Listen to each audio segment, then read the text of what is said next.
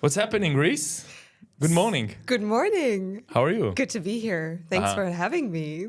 Thanks for taking up the challenge and coming to meet me here. That's lovely.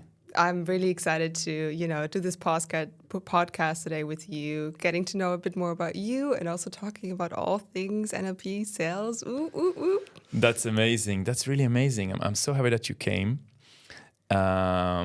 And actually, when you've been at my event workshop kind of morning, and I was really impressed. You came in the end and you said we had a little chat, like really quick, and I felt like I wanna make that chat longer. I wanna talk to her more. And you said something about that you're a sales coach and you are teaching sales. And then I did a little research on the Instagram, and I discovered that you also practice NLP. So you're an NLP practitioner. Mm-hmm. And why don't you tell everyone who listens to this what is NLP? What's it all about? If you can condense it into a box somehow. Of course, Yarin, and that's really something. If I can start off with everything that I didn't even know about 1.5 years ago. I learned about it last year through a colleague I was working with. And she kind of told me about this NLP thing that really helps, get a different outcome in life, in any situation, and navigate change. And I'm like, okay, that sounds interesting, because that's something I've always done my whole life, finding new ways to transform and change. So I was like, okay, sounds interesting. So NLP, just in a nutshell, is, condensed into 3 different topics, which is neuro, which is all around the mind, and then lingo, which is all around language, obviously, and then programming, which is all around behavior and programs that we run in our mind. Mm-hmm. And it's invented in the 1970s in the US by Richard Bandler, who was a psychology student, and he found some new ways that we can kind of influence our outcomes in life in any situation. Could be in sales, could be in life, could be in relationships, wherever you want it.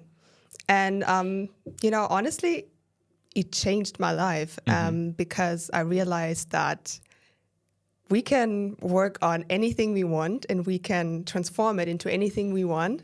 And it's kind of limitless. So, I've been using it not just in sales coaching, but also in my life coaching, working with women that want to transform their life, reaching their goals. And it's, I have to say, something I just love to use every single day now. And it's funny because every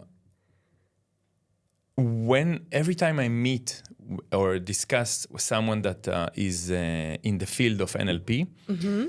It looks like they have a little private joke, they're really content with themselves, and they have a little private thing that they don't share with anyone because it's complicated to actually explain in a way. I never done an NLP. It's not correct. I've done an NLP training, but you did. What did you do? I didn't do it like this. I didn't do like a full-on NLP. Practice.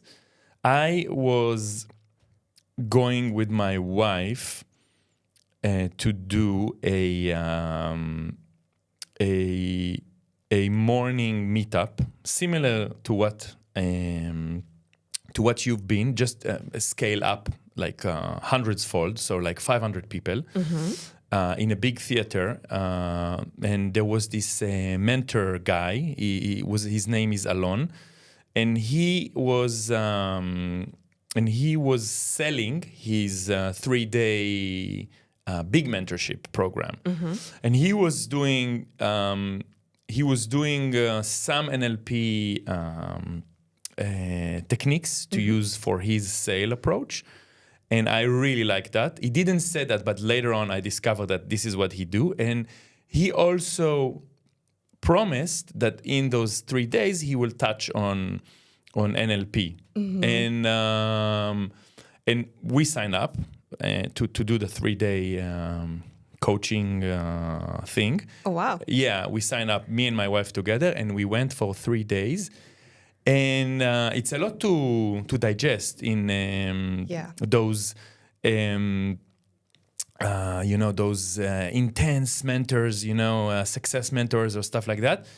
But in hindsight, it was 6 years ago. So in hindsight, I'm just starting to kind of like digest and process the things years after, what I learned and what happened to me and everything that I inquired. And during those 3 days, there was a dedicated workshop, couple of hours session on NLP. And it was mostly mostly about the wording, the linguistic part. Yeah. Changing some sentences, just taking off a word in a sentence or removing a word from the beginning to the end, stuff like that, small stuff, and this changed the whole perspective. It was like something like,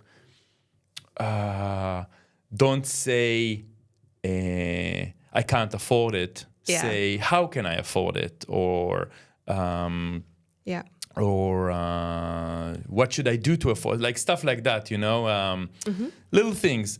And it was, and which is also combined good with sales, because if you want to sell something to someone, this is a really good. It's full transparency. So it's a really good technique to convince someone that he wants something and he can buy it, he can get it.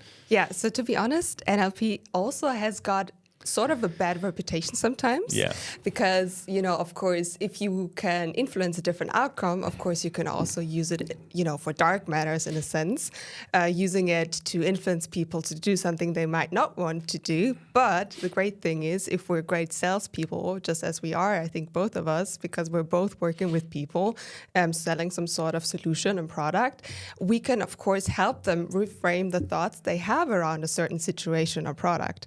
And you just mentioned reframing in a sense of I don't want to, or like I can, what's my option to do that? And of course, language is a great way to use that. And I so often have that with my clients where they're like, I have to convince my clients, I have to convince my prospects in sales. I'm like, do you really want to convince them, or do you want to transform their life? And it's such a different language that we're using. Yeah, this is a good point actually. Yeah. I have sometimes it takes me like a couple of seconds to like the coin to drop, like ding ding. Okay, I got it. Yeah, I understand. I understand, and I also understand the bad reputation because NLP almost always comes with sales. Almost always it's attached always to sales technique. Almost. I was never met an NLP practitioner. Well, actually, I met one girl, and she was focusing on relationships. She tried to focus that on relationships, but eventually everything goes back to sales. And and that's a great question. So let's talk about sales. What is sales for you? It's a good question. Okay, let me go first. So for me, sales is around building a relationship with another person, and ideally finding a solution to fix some of their issues or problems. To give them something that would enable them to, for example, live a better life, or have an easier or stressful life, whatever it is for them. But it's always connected to basically finding a solution for a problem, in my opinion. Okay. And if we have enough value, then that person is going to say, yes, I want to work with you. Okay, so I wanted to say that sales for me is trust. It's a lot about trust.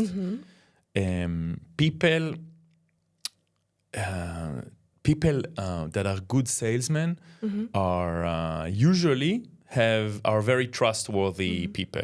It's people that You look at that person, you say, hey, he will not fuck me over. He will deliver. He will bring, he will do what he committed to do.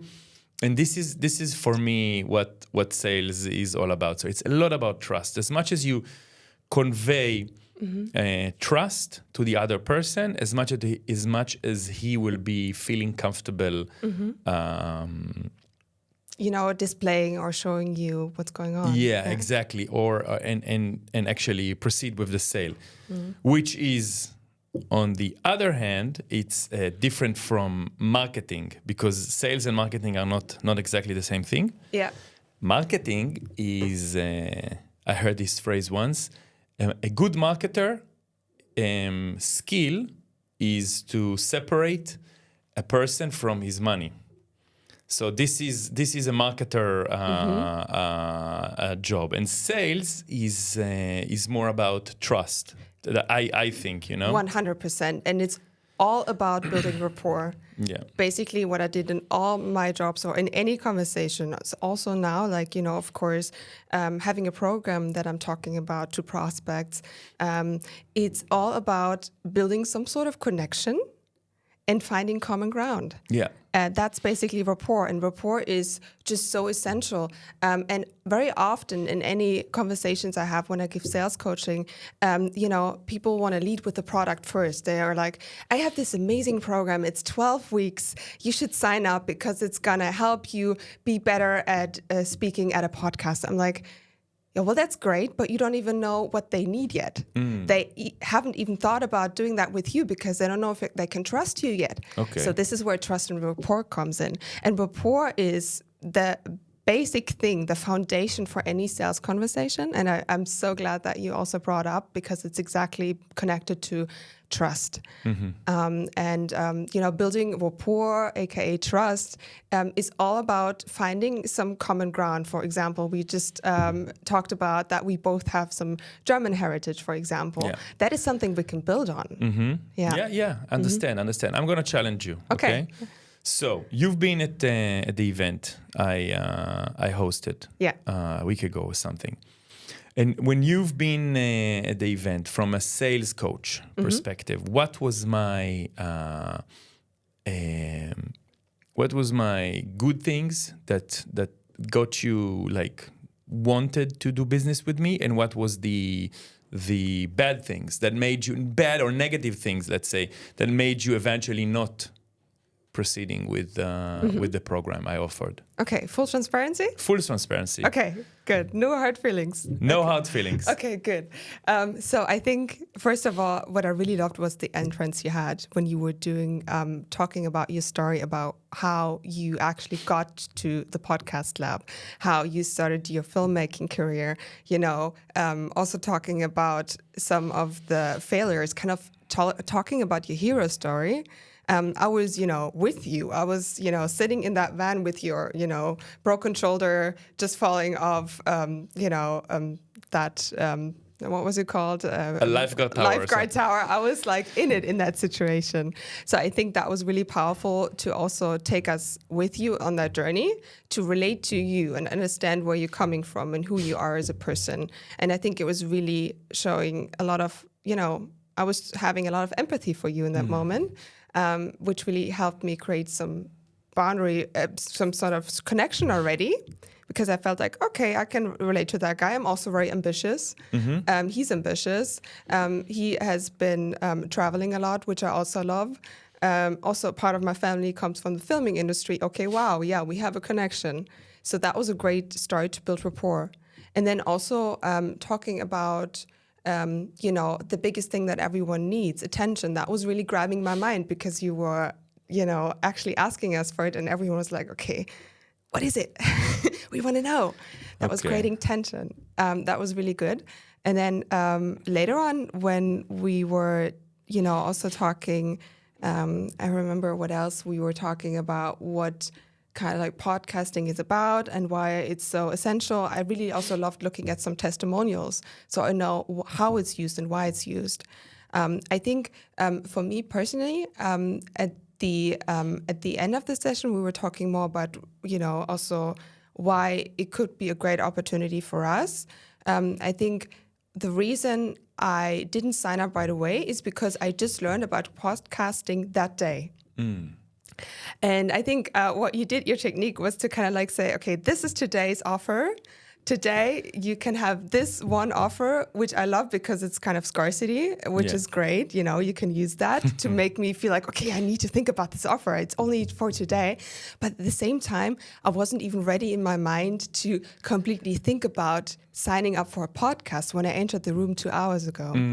So I think for me, that was a bit like too quick in a sense of really... I had a feeling that you're going to butcher me completely, you know, but and unless there is something coming, you know, it sounds like I did a pretty good job. I think you did a great job at the beginning, especially. I think at the end, it was just difficult for me to relate. Scarcity, it was really pushy. Exactly. It was really pushy. It was a bit too pushy for my sales. What I like to do rather is just also connect with the individuals and kind of understand their situation, and then see, okay, is this offer fitting, or maybe we should have another offer.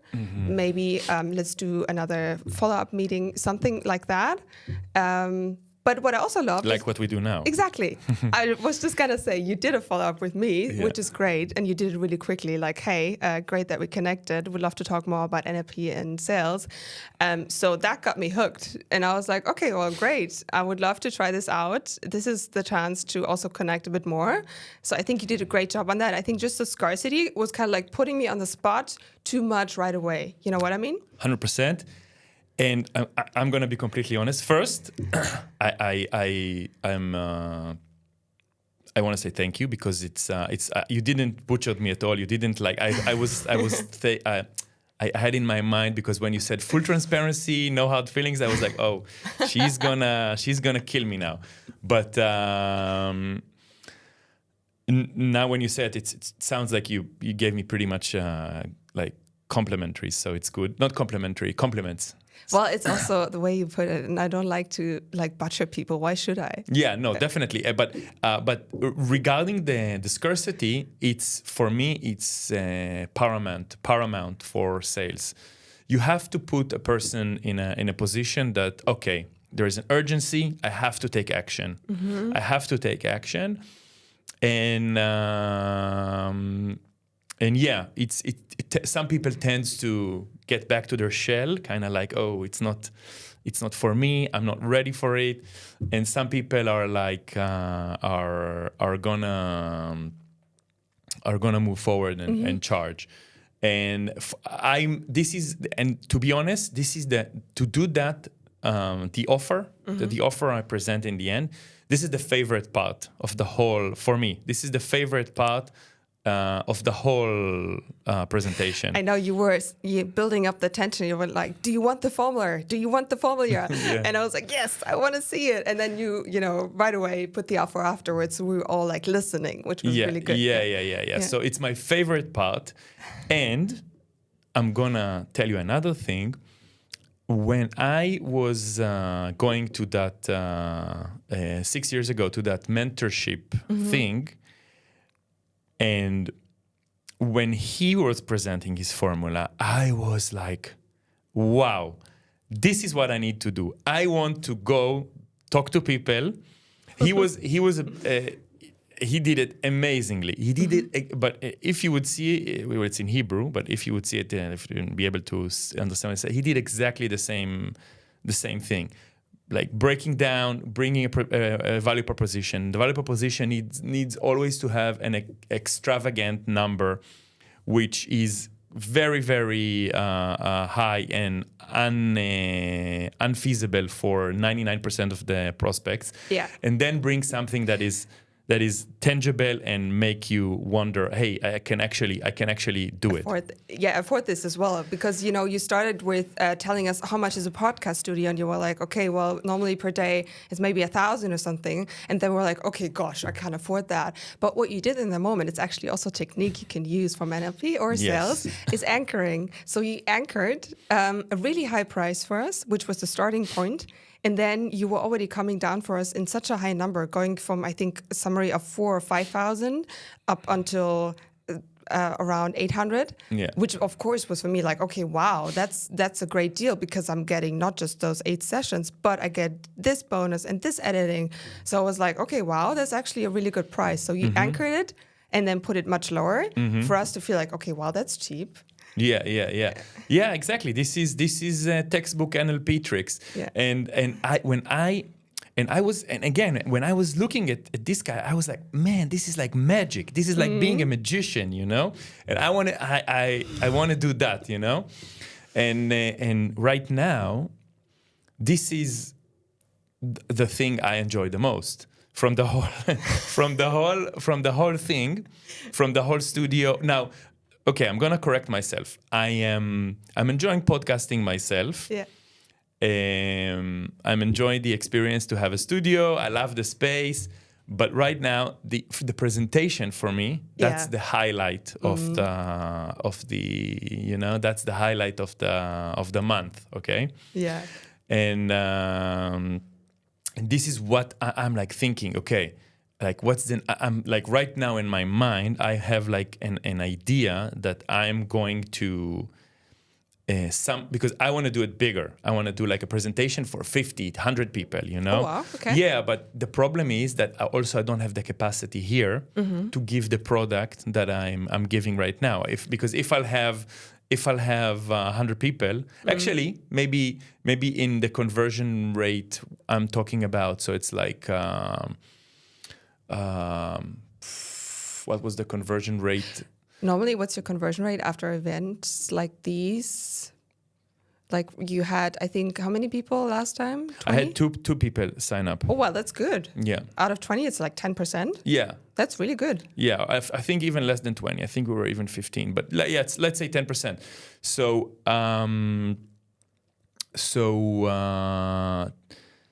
I'm thinking like if I'm going to do it for 50 people or 100 people, and if I have 10%, I'm going to have 10 signups. But then I'll need the capacity to have them all in a studio like this. And then I'm thinking, oh, yeah, maybe Ericeira is like a little small town. Maybe it's not really suitable. So I'm just like brainstorming with you the thing that goes in my head, and I'm like thinking like, what should I do? Maybe I should change the product a little. I don't know. We'll see. But this is for me is the favorite thing. So maybe one thing that I had in my mind is building a program that is not related necessarily to this space, but is more related to creating offers.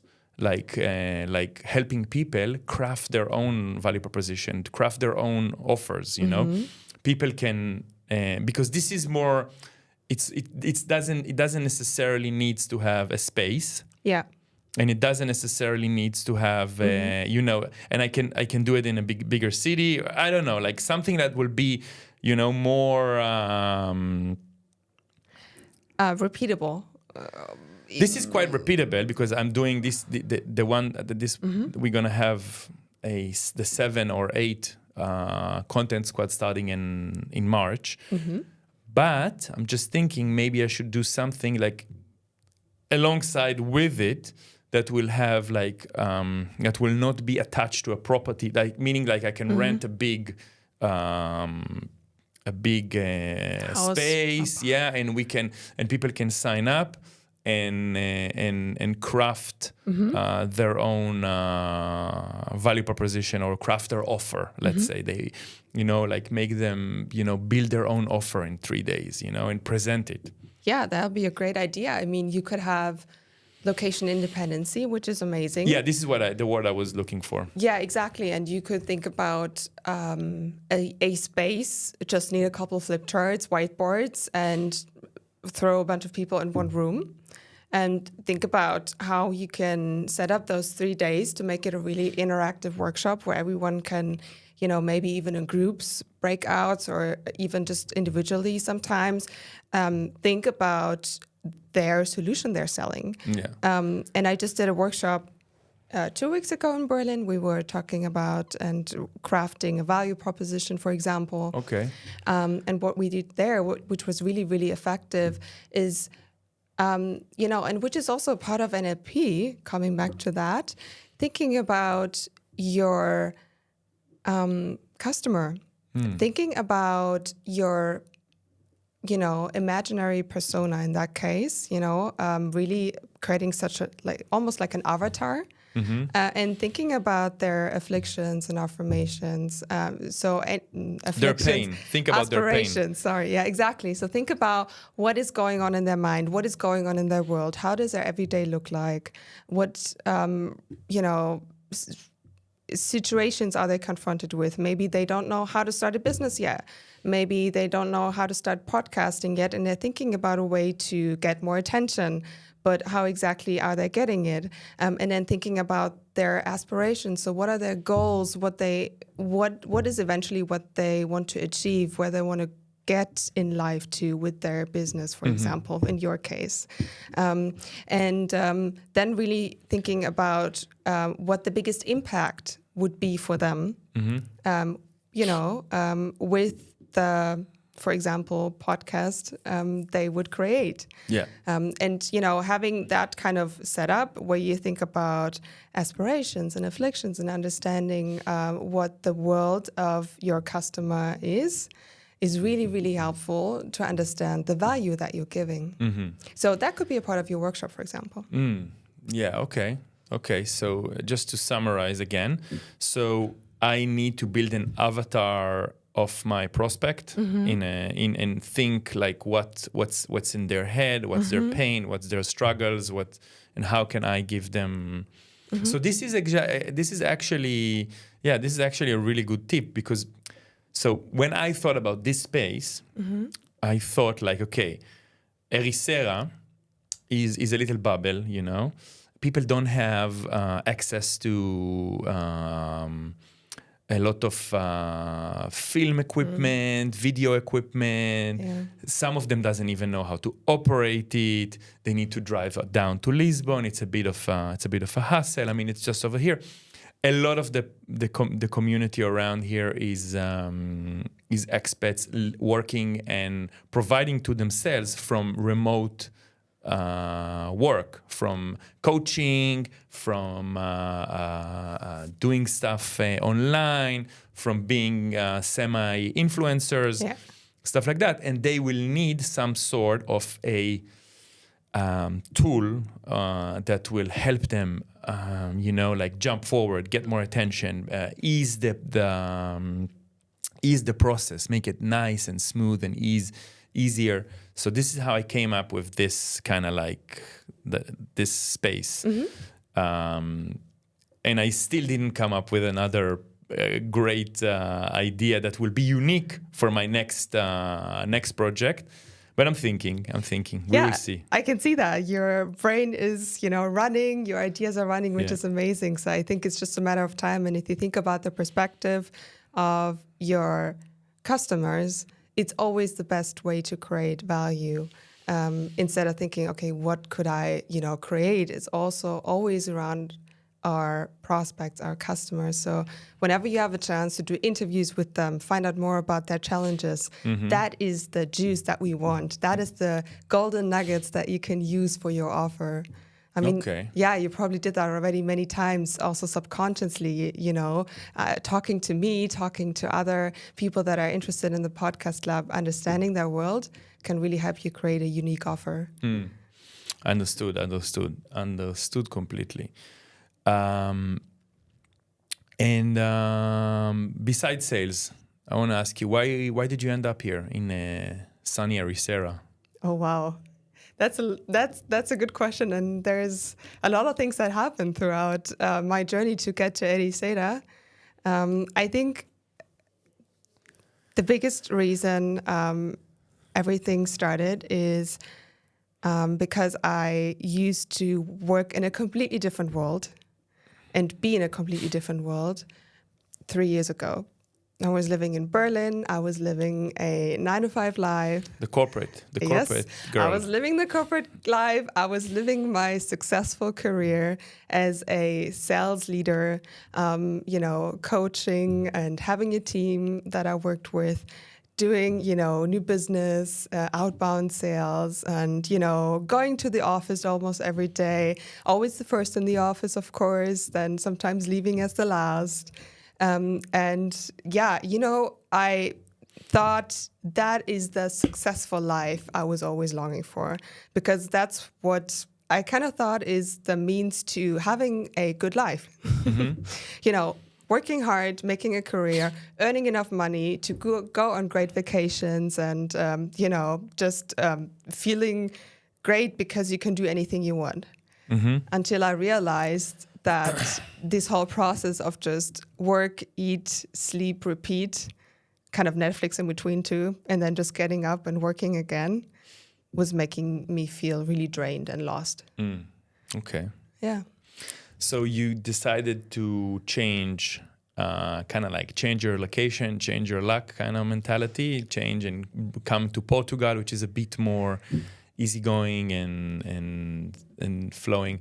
But I discover, and full transparency here, I discover that many people quit their corporate job and they actually find that freelancing and being a coach or being a content creator, for that matter, is actually quite intense as well.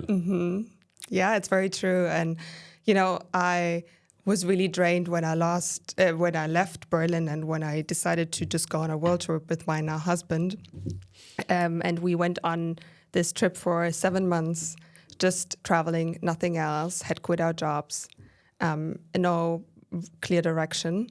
And when we came to Ericeira, we had a list of things that we wanted, living by the ocean, having a great community, living independently, working, being my own boss, all these types of things. And we came here and basically fell in love. We went to see one of those lookout points at the ocean. I was like, okay, this is my place. I love it. Yeah. This feels right.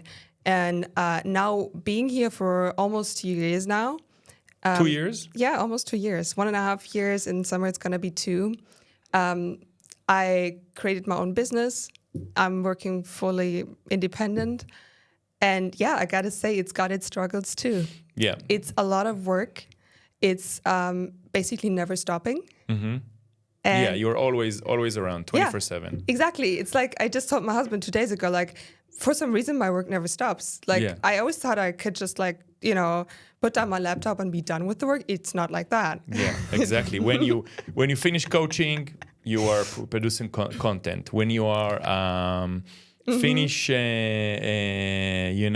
producing content, you need to go over administration. Yeah. When you finish administration, you need to go to accounting. When you finish accounting, you need to go to this. And it's always... Sometimes I feel like I have 4 jobs in one. And I'm like, okay, wow, I need 3 assistants, but I can't afford them yet. So I'm just going to do it by myself. And yeah, of course, it's a lot of work. But the great thing is this time I'm doing something that I love. I do something that feels fulfilling to me. Because every time I come out of a coaching session, especially with my life coaching clients and also my sales coaching clients, I have this feeling of, okay, wow, I have so much energy because I helped somebody else transform something. I helped somebody else feeling better and more confident about sales or about their life changes. And that is such a rewarding feeling. That is kind of my essence of what I love doing. It's kind of... it's my purpose. I love just doing it. It's my biggest talent. So I think now using all my strength to do the thing I love, which is just coaching. I just love those coaching sessions, and putting the most work into those is what I love. And of course, there's some areas, for example, preparing, the sessions or preparing workshops and, doing Excel stuff. I don't really love it. No. But you can hire a virtual assistant to do it for you. Exactly, that's the plan. Yeah, that's good fun. Absolutely. Can I go back to you to just kind of one more question regarding the event, because it's fresh in your head, and I want to use that. Of as course. I said, I'm always full transparent. I want to use that to promote my next event. So can you And again, you don't need to fluff it. You can just, can you just tell me how you felt coming out of the event? If you were inspired, if you got new ideas, and the general experience all over, just so I'll have that, on tape. Of course. So I think I really love that you're so curious about the feeling at the end, which is really, really helpful. So let me go back to that moment. So we were seeing the studio. I remember that. It was super inspiring to actually sit at this spot, having a feeling about what it could be like. And now 1 week later, we're sitting here. It's like, okay, wow, I love this moment. And I think it's this feeling of excitement, but also a bit of like, almost like feeling a bit scared, because you're like, okay, wow, I would actually be on air and people would be listening to this. And I'm like, okay, wow, that's a big thing. Like, am I ready for this? And of course, for most people, I think the answer would be no. Oh, okay. Yeah, and that's something that I always also look at in NLP and life coaching, is this feeling of, do I feel ready to do something? And most of the time we don't feel ready. Okay. And it's probably because, guess what? We haven't done it before. Boom. And I think that's also some of the reasons why prospects and, also customers don't really, decide right away, because they're like, can I really do this? Because if they sign up for your program, they also sign up for committing to sitting in the studio. Yeah, it's true. It's 100% true. They need to do the work. Yeah. It's not only I give them 360 like a 360 service, like I give them everything they need, but they need to sit here. They need to do the work. They need to bring people to talk to, or they need to talk to themselves. Yeah. By themselves, like do solo stuff. It's commitment. It's definitely a commitment. It's true. Yeah, and I think because of this thought of like bringing in collaborators, bringing in, ideas to talk about, it's like this huge mountain of things that we need to prepare and think about. And of course, we could spend a year of preparing and thinking about how exactly to put together a podcast, or, and this is again reframing NLP, we could just get started. Yeah, exactly. Like we did today. Exactly. And how it feels. Honestly, easier than you thought. Exactly. It's easier than I thought. It's actually really super nice to sit here with you, just talk about topics that I love and you love, find common ground. It's super relaxing. I'm just focusing on you and not just anything else. Of course, I will view this later and think maybe, I don't know, my hair is not sitting 100%, or maybe, I don't know, some of the sentences are not perfect, but I'm just getting started. Yeah. And I think that's also something that you mentioned last time on the event. You were like, just do it. You will improve as you go. Because I think I remember they were asking like, how can we prepare? Do you have some kind of training for podcasting? And you're like, yeah, you just do it. Yeah, you just do it. You cannot prepare really, because you think you are. And this is between me and you and everyone who listens. I have members that sign up and prepare for weeks and keeps on texting me, what should I do? What should I do? And I had a member, again, between me and you and no one else, of course, everyone else, that was preparing, even booked sessions before the paid sessions before the program started, just to get their head around how it will be like, and then starting out and over preparing and over stressing themselves and overdo it, and this is wrong. And it's actually work. Podcasting is all about ease, and I think I try to convey that idea when I did the equivalent of filmmaking or video production, because video production is annoying. It's not annoying. It's good fun, but it's hard. You know, it's when you want to produce a video, you have many people and everyone has an opinion, and you have a makeup person, and you have a clothing person and lighting person and audio, and everyone have their own little department, and it's super. And the sun goes down and the weather changes. Everything is just crazy. And podcasting, especially in a space like that, it's just easy. You know, it's like uncomparably easy to video production. I think I had a video of me saying once that all you need to do is to have like a nicely lit space and a microphone in front of your mouth, and you suddenly look like an expert, you know? Yeah. And it works. Yeah, it works. And people listen to what you have to say. And and that's the crazy thing. And, you know, there's so many amazing people out there. I see it every day that have so much potential, but they're not speaking up because they're afraid of judgment, of other people saying, I don't shame or something. Exactly. I don't agree with that. Doesn't sound great. Like, what do you think you're saying? And this is, again, just thoughts in our head that are blocking us from actually doing something that would be extraordinary. So what is something that everyone can do out there? I think one thing that is so important is start to question your thoughts. And sometimes it's an easy switch from just like, I feel scared, to reframe it into what is an opportunity for me. Because, you know, honestly... This is very NLP, yeah. Exactly, because this feeling of feeling scared is sometimes the biggest thing that we want to work towards too. Yeah. You know, if I'm scared to create a podcast, or I'm scared to do more lives online because, you know, it's sometimes a bit scary to be in front of many people. Yeah. It's hindering me from actually growing my business. Yeah, it's 100% true. That's just a couple of days ago, me and Idan were doing a live. He was directing the show over there, and I had here one of the best shapers, surfboard shapers in Portugal, if not in the world.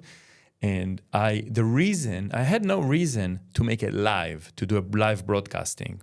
Yeah, I think you did it yesterday or something, right? Yeah. And I had, it was yesterday night. When was it? 2 days ago. Okay.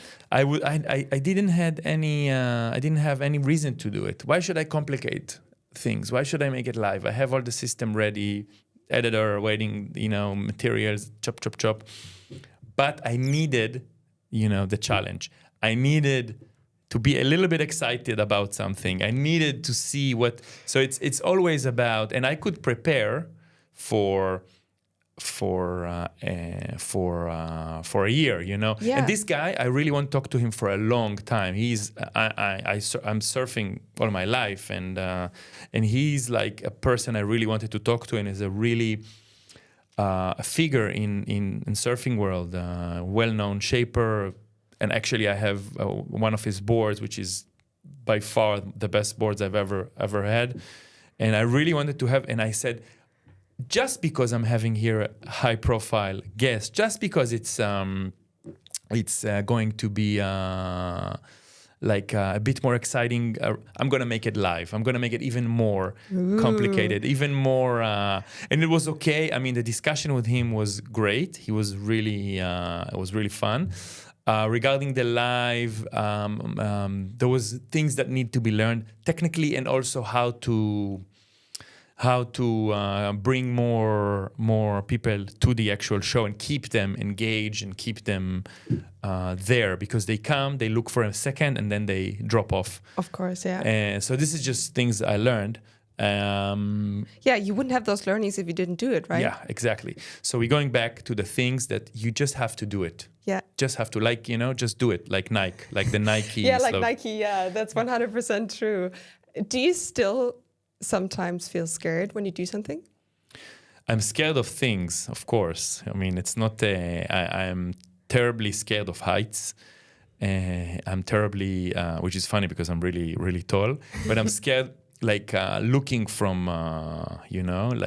high being on a high balcony or something and looking down. I don't like flights. I'm flying tomorrow. Okay.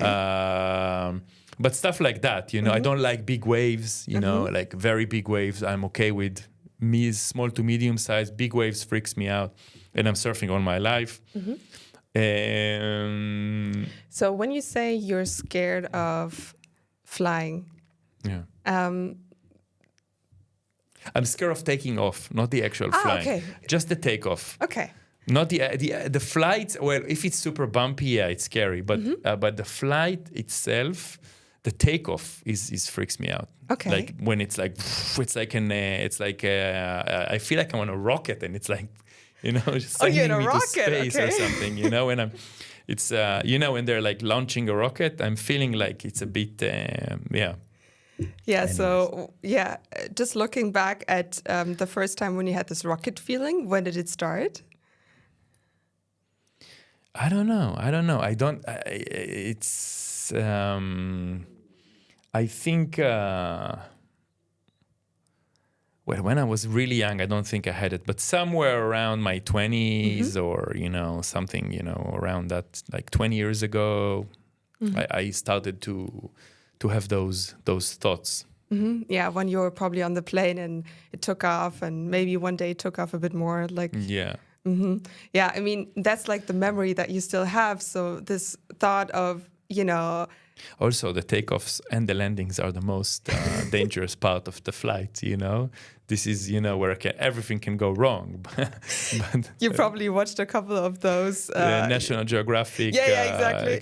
Plane crashes, So, again, NLP, you have so many images in your head about this moment. And, do you feel like it's easier now that you took many more flights, getting used to this feeling of taking off? It helps. Usually, so when traveling, so the beginning of the travel, the first flight. Well, I'm traveling often. I was just in Barcelona, and a few months ago I was in Tel Aviv. So traveling a lot. So the first flight is the most like annoying one. But then you coming back, or you have another departure, and you start to become like, okay, I'm regular to it. It's gonna be more easy. So it's usually the first one.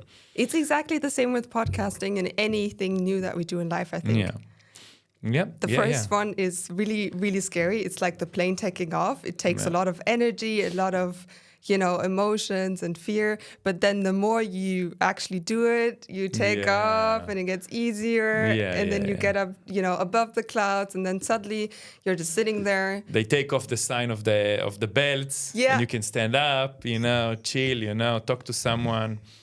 Definitely. 100%. Yeah, it's very, very true. I like that analogy. Maybe I'm gonna be a pilot.